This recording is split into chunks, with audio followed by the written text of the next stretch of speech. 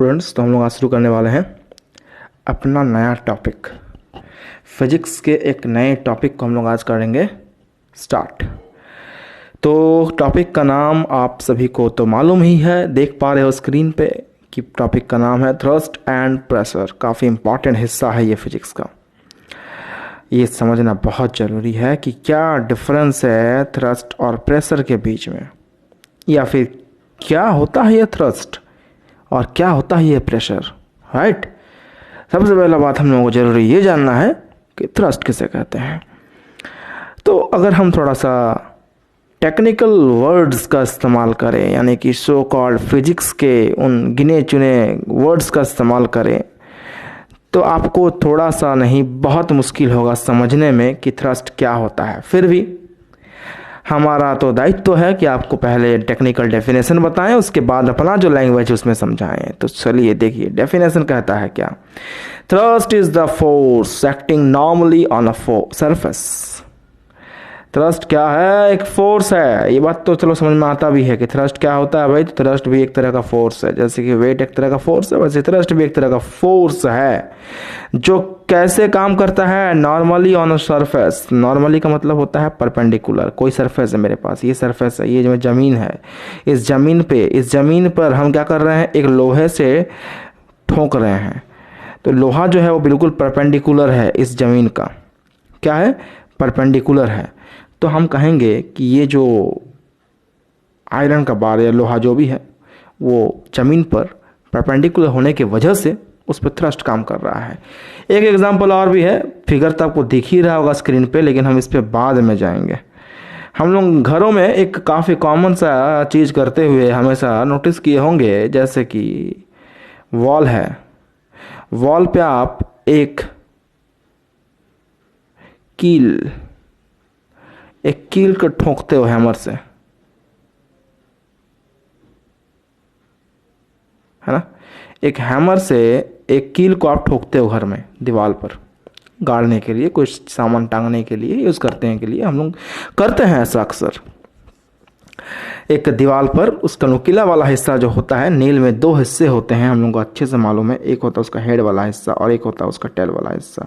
Tell वाला हिस्सा काफ़ी नुकीला होता है, काफ़ी शार्प होता है, जो हम लोग इजीली दीवार पर लगाते हैं जो हिस्सा, और उसके बाद हम लोग उसके हेड वाले हिस्से पर हिट करते हैं हैमर से।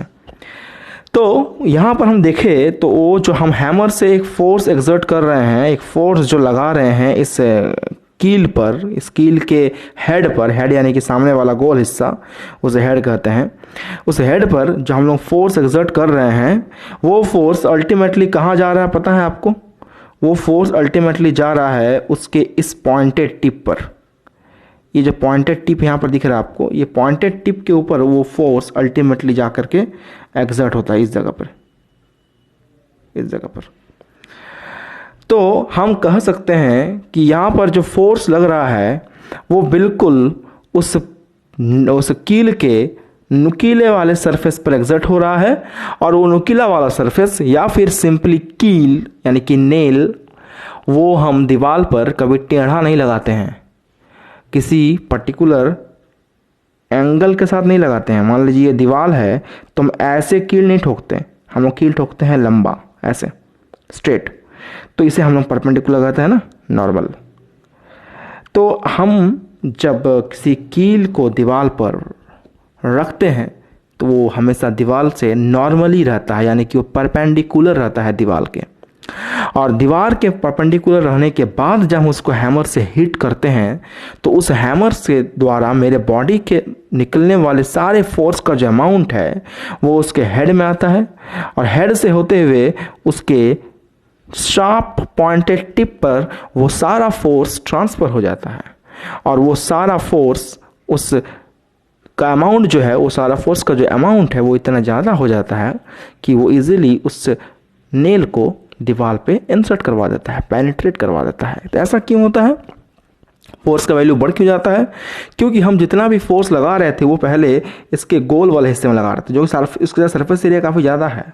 हम अगर देखें एक कील का जो ये हेड है, इस हेड का सरफेस एरिया यानी कि सिंपली उसका एरिया काफ़ी बड़ा है।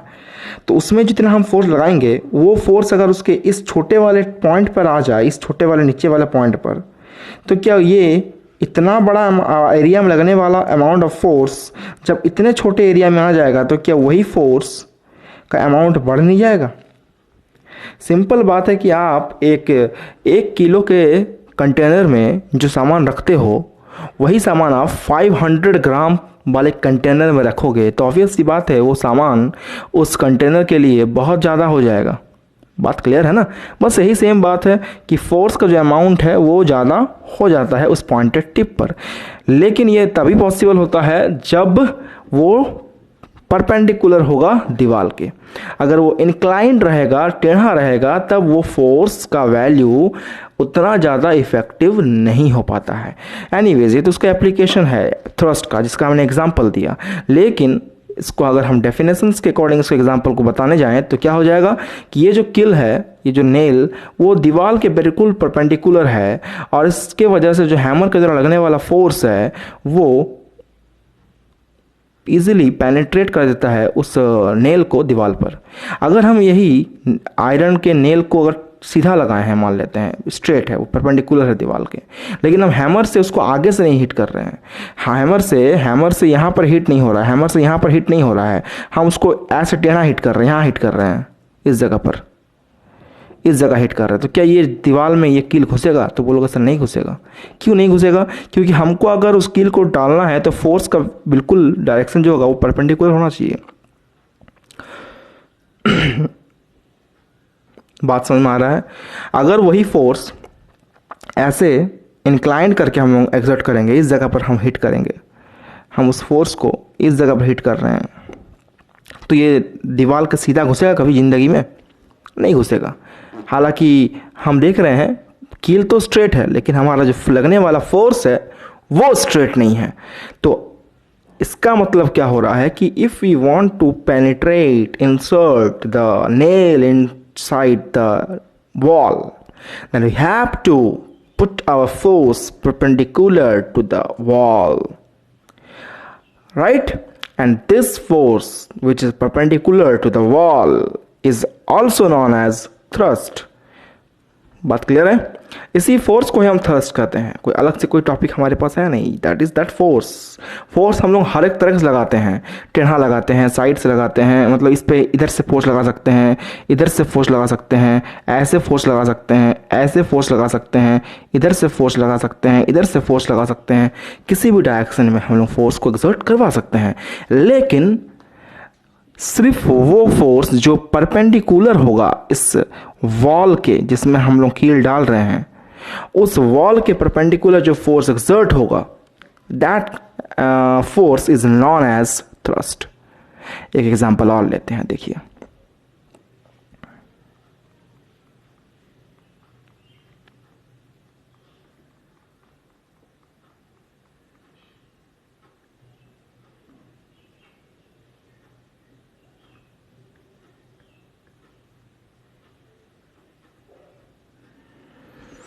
ठीक है, अब देखो भाई आगे। आप कभी ज़मीन पे, जो ज़मीन आपका है, आपका जो सरफेस है घर का या फिर कहीं पर भी, उस पर अगर आप बालू रखते हो, सैंड, और सैंड पे आप खड़े होते हैं, उस सैंड पे आप खड़े हुए हो, तो क्या आप खड़े रह पाते हो? आप खड़े नहीं रह पाते हो। क्यों नहीं रह पाते खड़े, आप बताओ तो? क्योंकि आपका पैर धंसते जाता है, आपका पैर अंदर घुसते जाता है उस बालू का, है ना? आप उस बालू पे खड़े रहोगे तो आपका पैर धंस जाता है उस बालू में। क्यों पता है?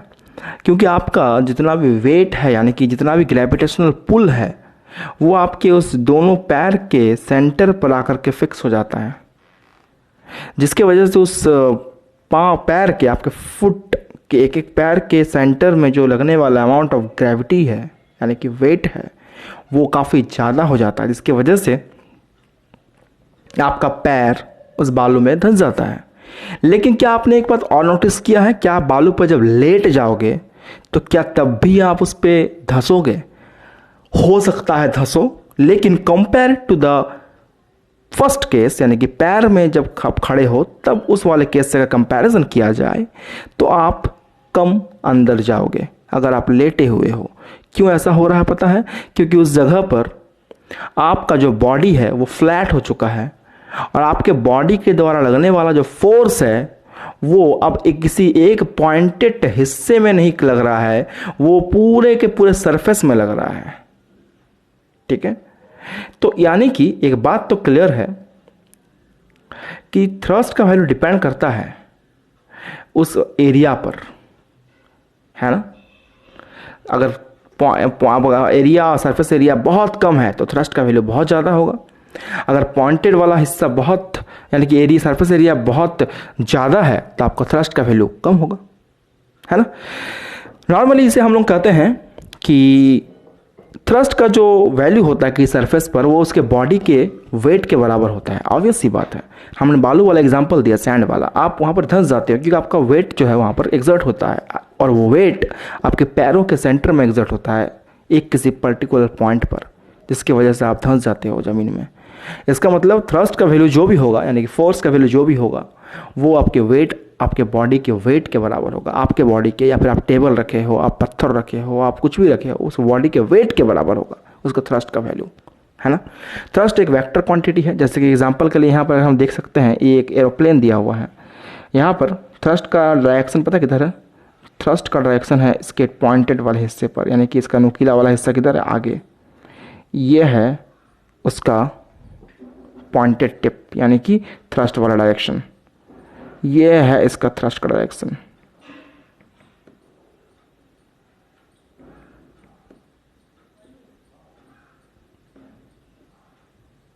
इधर, ठीक है, थ्रस्ट का डायरेक्शन।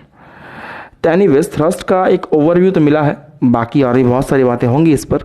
मोटा मोटे तौर पर क्या है कि जो थ्रस्ट है वो एक तरह का फोर्स है जो कि किसी भी सरफेस पर परपेंडिकुलरली एग्जर्ट करता है। जैसे कि नील का एग्जांपल दिया हमने, आप ज़मीन पे, लैंड पे खड़े हो, इसके लैंड के ऊपर में अगर बालू है तो आप खड़े रहते हैं तो आप धंस जाते हो अंदर, क्योंकि बालू, सैंड क्या होता है, काफ़ी ज़्यादा उनके बीच में स्पेस रहते हैं, तो आपका पैर इजीली अंदर चला जाता है। लेकिन आप वही ज़मीन पर खड़े रहते हो तो आप नहीं धंसते हो, क्योंकि आपका ज़मीन जो होता है वो काफ़ी हार्ड होता है।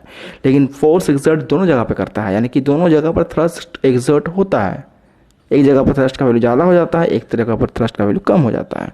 एनीवेज आगे बढ़ते हैं। तो thrust exerted by a body placed on a surface is equal to its weight. हमने कहा अभी थोड़ी देर पहले कि थ्रस्ट का वैल्यू क्या होता है, उसके वेट के body of the weight of the body के बराबर हो जाता है हमेशा। यूनिट ऑफ थ्रस्ट क्या होगा? Unit of thrust, it is measured in the unit of force. Obvious सी बात है कि thrust is also a force, है ना, तो इसीलिए इसका जो यूनिट होगा वो फोर्स के यूनिट के बराबर ही होगा। तो ऐसा unit of thrust in is Newton, क्योंकि ऐसा unit of force is also Newton. And CGS में क्या होता है? डाइन, ठीक है। ये ऐसा सीजीएस में क्या होता है?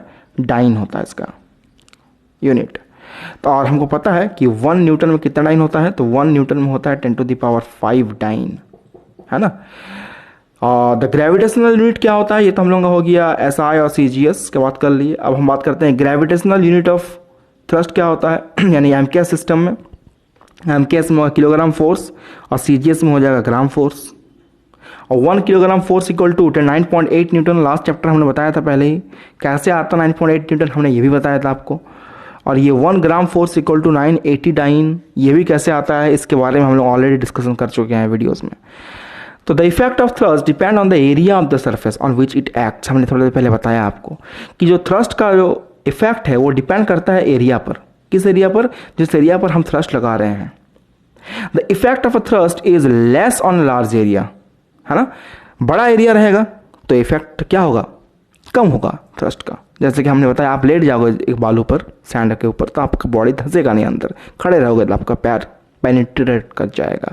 आप नेल का एग्जांपल ले लो, नेल का पॉइंटेड वाला हिस्सा आप दीवार पे मत गाड़ो, आप उसका लार्ज गोल राउंडेड हेड वाला हिस्सा दीवार में रखो और फिर आप हैमर से हिट करो। देखो आप नहीं घुसेगा, आप जो काफ़ी समय लगेगा उसमें, उतना इजी नहीं होगा आपके लिए, क्योंकि वहाँ पर आपका पॉइंटेड वाला हिस्सा था जिसमें एरिया बहुत कम था। पॉइंटेड वाला हिस्सा में,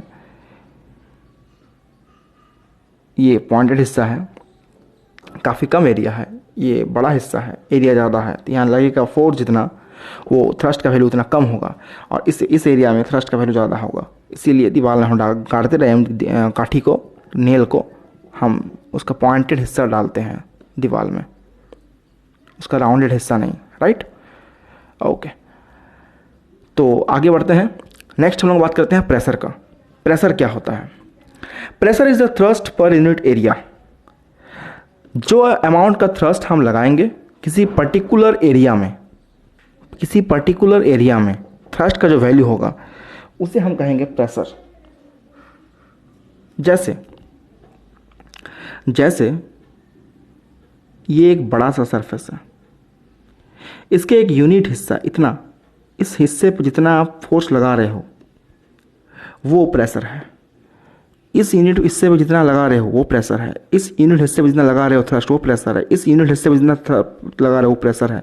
और सारे को जोड़ देंगे तो हमको इस बॉडी के ऊपर कितना प्रेशर एग्जर्ट कर रहा है मुझे पता चल जाएगा।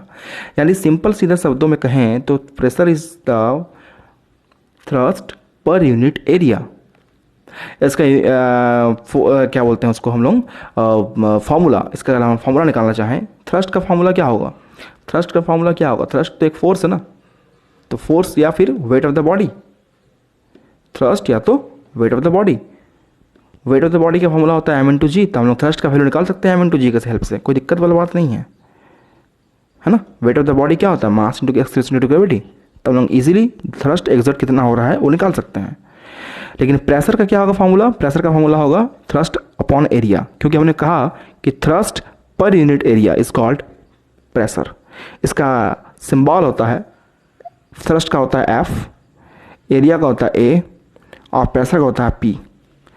इसका यूनिट की अगर बात कर लें तो इसका यूनिट होता है, देखो unit of pressure equal to क्या हो जाएगा? Unit of thrust by unit of area. Obvious सी बात है, दोनों के यूनिट पर डिपेंड करता ही है। यूनिट ऑफ थ्रस्ट होता है Newton and unit of area का होता है मीटर। तो न्यूटन को लिखते हैं हम लोग कैपिटल एन से, मीटर लिखते हैं मीटर स्क्वायर स्मॉल m। तो इसका हम लोगों का फाइनली क्या हो जाएगा? यूनिट न्यूटन पर मीटर स्क्वायर, है ना। लेकिन इसको हम लोग कहते हैं पास्कल। क्या कहते हैं हम लोग? पास्कल कहते हैं। क्यों? क्योंकि इसको इंट्रोड्यूस करने वाले के जो साइंटिस्ट का नाम था उनका नाम था ब्लेसी पास्कल। क्या नाम था? ब्लेसी पास्कल। एक फ्रेंच साइंटिस्ट थे जिनके नाम के अकॉर्डिंग इस प्रेशर का जो यूनिट है वो पास्कल रखा गया है। अदरवाइज आप न्यूटन पर मीटर स्क्वायर बोलते हो तो भी सही है, कोई दिक्कत नहीं है इसमें, ठीक है। तो ये हम लोगों का इंट्रोडक्शन था, इंट्रो था। तो इस इंट्रो वाले वीडियो में हमने देखा कि थ्रस्ट कैसे कहते हैं, एग्जांपल्स बहुत सारा देखा हमने। उसके बाद इस सारे टॉपिक्स के बारे में बात किया, यूनिट के बारे में बात किया। फिर हमने इफ़ेक्ट देखा कि किस तरह से इफ़ेक्ट डिपेंड करता है, किसके ऊपर डिपेंड करता है इसका थ्रस्ट का इफ़ेक्ट। फिर हमने प्रेशर को देखा, प्रेशर के बाद हमने फार्मूला, उसके बाद यूनिट, उसको इन्वेंट करने वाले जितने उसको इंट्रोड्यूस करने वाले जो साइंटिस्ट थे उनका नाम देखा हमने, ब्लेसी पास्कल। अब इसके बाद के टॉपिक हम लोग नेक्स्ट क्लास में डिस्कस करेंगे, ठीक है। अगर हमको एक एग्जांपल आपको और पूछा जाए कि प्रेशर का, तो आप क्या एग्जांपल दोगे? तो ठीक है, डिस्कशन करेंगे नेक्स्ट क्लास में, लेकिन हम लोग आज एक एग्जांपल आपको बताते जाते हैं, ठीक है। सपोज कर लीजिए कि आप एक सैंड को आप एक ढीले ढाले, जो हम एग्जांपल थोड़ा देर पहले दिया आपको, एक ढीले ढाले सैंड पे खड़े हो, आपका फीट क्या होता है? घुस जाता है अंदर, है ना। लेकिन आप उसके ऊपर लेट जाते हो तो क्या होता है? आपका बॉडी नहीं सिंक करता। सिंक होता है तो डूबता नहीं है, डूबता मतलब कि धंसता नहीं है ना। इन बोथ द केसेस क्या होता है कि थ्रस्ट एक्सर्ट करता है सैंड पर, है ना। लेकिन इफेक्ट डिफरेंट होता है। थ्रस्ट का वैल्यू सेम होता है दोनों ही जगह पर। एक बालू में आप जब खड़े हो और जब लेटे हो, दोनों ही केस में थ्रस्ट तो सेम एक्सर्ट करेगा, ठीक है। लेकिन उनका जो इफेक्ट होगा वो डिफरेंट होगा। थ्रस्ट का वैल्यू सेम क्यों होगा? क्योंकि आपका जो बॉडी का वेट है वही तो थ्रस्ट है, इसलिए दोनों जगह में आप ही तो हो, इसीलिए आपका थ्रस्ट तो सेम रहेगा। लेकिन दोनों ही केस में थ्रस्ट का जो इफेक्ट है वो कम क्यों होगा? क्योंकि इस केस में एरिया कम है तो थ्रस्ट कम, इस थ्रस्ट ज़्यादा होगा इस पार्ट में, और इस पार्ट में क्या है? एरिया ज़्यादा है तो थ्रस्ट कम होगा। बात क्लियर? तो ये एक एग्जांपल था, डिपेंड करता है अपना, है ना। एनीवेज, अगले क्लास के वीडियो में हम लोग नेक्स्ट देखेंगे और बहुत सारे एग्जांपल्स, बहुत सारे टॉपिक्स के बारे में चर्चाएं होंगी। तब तक के लिए take care and good bye.